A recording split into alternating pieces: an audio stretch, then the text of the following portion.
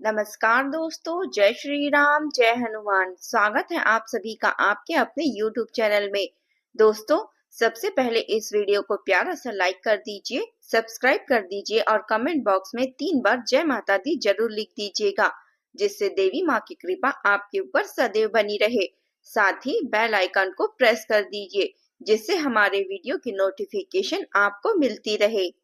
आज जो बात मैं आपसे करने आई हूँ उसे हल्के में मत लेना, क्योंकि आज की बात सामान्य भविष्यवाणी नहीं है। यह आपके भाग्य की करवट बदलने की घड़ी है। दोस्तों, वीडियो की शुरुआत में ही आपसे हाथ जोड़कर जो एक छोटी सी प्रार्थना है। जो भी सच्चे दिल से माता रानी, बालाजी महाराज और भोलेनाथ पर विश्वास रखते हैं, वे सभी इसी क्षण वीडियो को एक प्यारा सा लाइक कर दीजिए और नीचे कमेंट बॉक्स में पूरे विश्वास के साथ 3 बार जय माता दी, जय बालाजी महाराज, हर हर महादेव जरूर लिख दीजिएगा। आपका यही कमेंट आपके लिए संकल्प बन जाएगा, आशीर्वाद का माध्यम बन जाएगा, क्योंकि गीता में भी भगवान श्री कृष्ण कहते हैं, जैसा भाव वैसा परिणाम। जब भाव शुद्ध हो तो ब्रह्मांड भी झुक जाती है। दोस्तों, आज की यह भविष्यवाणी मैं सिर्फ ज्योतिष की पुस्तकें देखकर नहीं कर रही हूँ, बल्कि ग्रहों की चाल के साथ भगवत गीता के सिद्धांतों को जोड़कर कर रही हूँ। गीता में श्री कृष्ण ने साफ कहा है कि आपका अधिकार सिर्फ कर्म पर है, फल पर नहीं। लेकिन जब कर्म सच्चे हो, हृदय साफ हो और ग्रहों की दिशा भी अनुकूल हो जाए, तो वही ईश्वर उस फल को आपकी झोली में डालते हैं, जिसका इंतजार आप वर्षों से कर रहे होते हैं। आज मैं जो कहने जा रही हूँ उसे एक वरदान की तरह सुनिए। कल से आपके जीवन काल में एक ऐसी रेखा खींचने वाली है, जिसके बाद आपके लिए धन दौलत, गाड़ी बंगला, इज्जत, सच्चा प्यार, सब कुछ एक एक करके आपकी ओर बढ़ना शुरू करेंगे। अभी तक आपने जो संघर्ष झेला है, जो रातें भीगती आंखों के साथ काटी है, जो बेइज्जती आपको परिवार, समाज या अपने ही लोगों से सहनी पड़ी है, वह सब व्यर्थ नहीं जाएगा।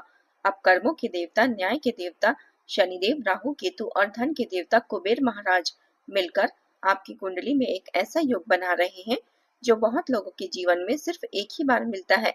आपने अक्सर महसूस किया होगा कि आप बहुत मेहनत करते हैं, दिल से सच्चे भी हैं, किसी का बुरा भी नहीं सोचते, फिर भी काम बनते बनते बिगड़ जाते हैं, रिश्ते बनते बनते टूट जाते हैं, पैसा आते आते रुक जाता है।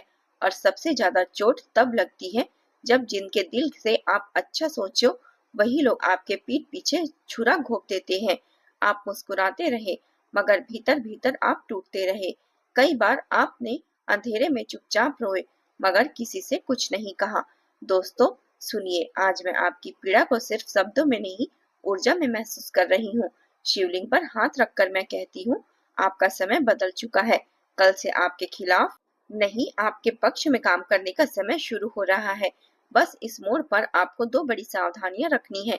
2 चीजें हैं जिन्हें आपको किसी को किसी कीमत पर दूसरे के हाथ में नहीं देना है। यही वह बात है जो आपके भाग्य को थाम कर रखेगी, आपकी किस्मत को स्थिर करेगी और आपके ऊपर बन रहे शुभ योग को मजबूत करेगी।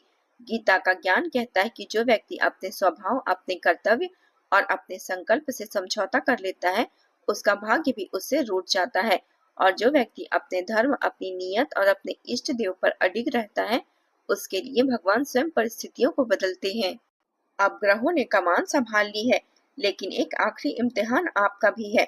क्या आप अपनी किस्मत को संभालने के लिए तैयार हो, या फिर पहले की तरह ही लोगों की बातों में आकर सब कुछ गंवाने दोगे? दोस्तों, आने वाले 24 से 48 घंटों के अंदर राहु और केतु आपकी कुंडली में ऐसी स्थिति बना रहे हैं कि छिपे हुए मौके सामने आएंगे।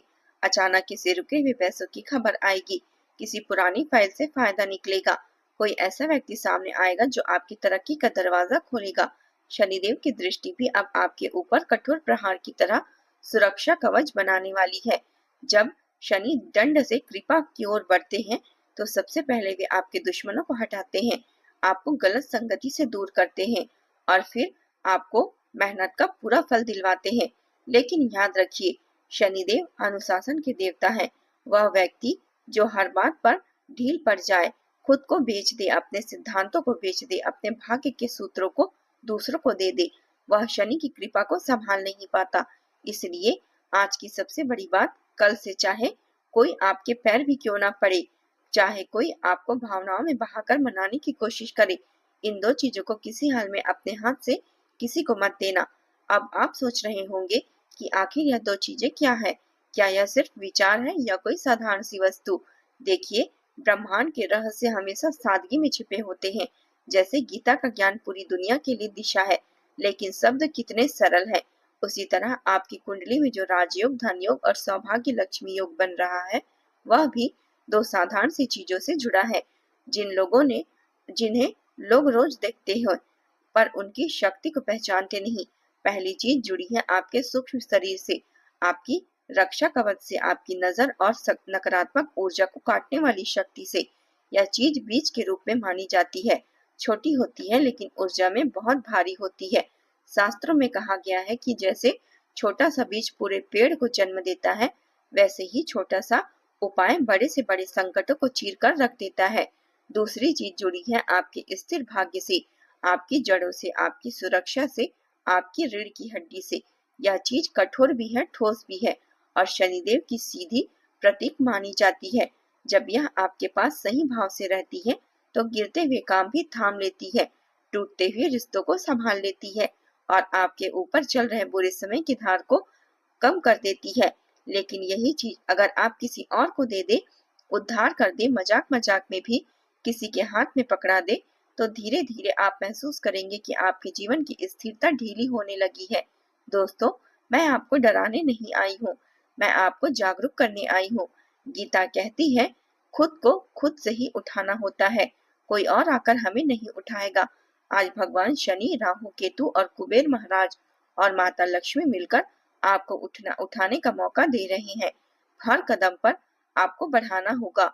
इसलिए शिवलिंग पर हाथ लगकर कह रही हूँ, जो बात आपको मैं बताने वाली हूँ, अगर आपने दिल से लिख लिया तो आने वाले महीनों में आप खुद अपनी पुरानी जिंदगी को पहचान नहीं पाएंगे।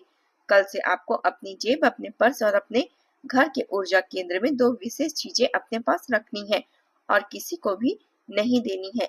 पहली चीज साधारण से दिखने वाली वह बहुत शक्तिशाली काला तिल, और दूसरी चीज है लोहे की एक छोटी सी वस्तु, चाहे वह छोटी कील हो, छोटा छल्ला हो या सादा लोहे का टुकड़ा हो। यह दिखने में जितने मामूली है, असर में उतनी ही प्रचंड है।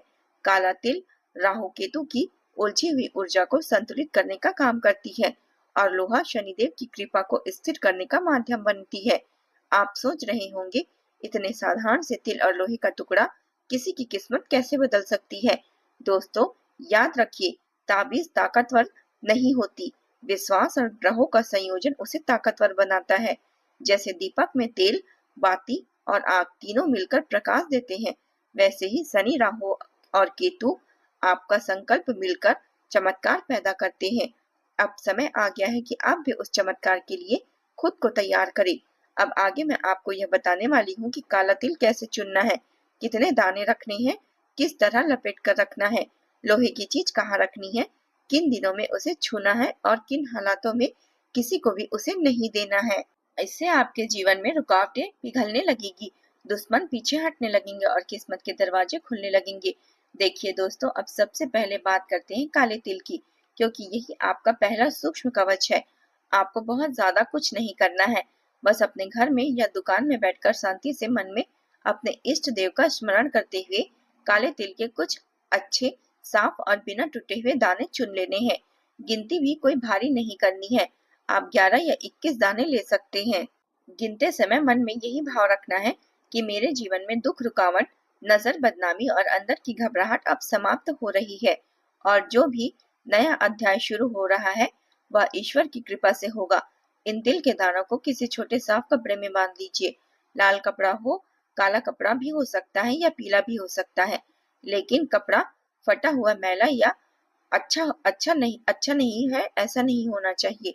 वह साफ सुथरा होना चाहिए, क्योंकि जैसे आप किसी देवी देवता को भोग चढ़ाते हैं, वैसे ही यह भी आपके भाग्य के लिए भोग है। यदि कपड़ा ना हो तो एक साफ सुथरा कागज भी ले सकते हैं, मगर कागज पर पहले कलम से एक छोटा सा श्री यंत्र लिख देना है, ताकि यह सिर्फ कागज ना रहे, संकल्प पत्र बन जाए। आप इस छोटे से पोटली को अपने पर्स के अंदर या उस जगह पर रखिए जहां आप हमेशा पैसे रखते हैं। कोशिश यह हो कि यह पोटली आपके नोटों से थोड़ी अलग जगह रहे, लेकिन उसी पर्स के अंदर रहे।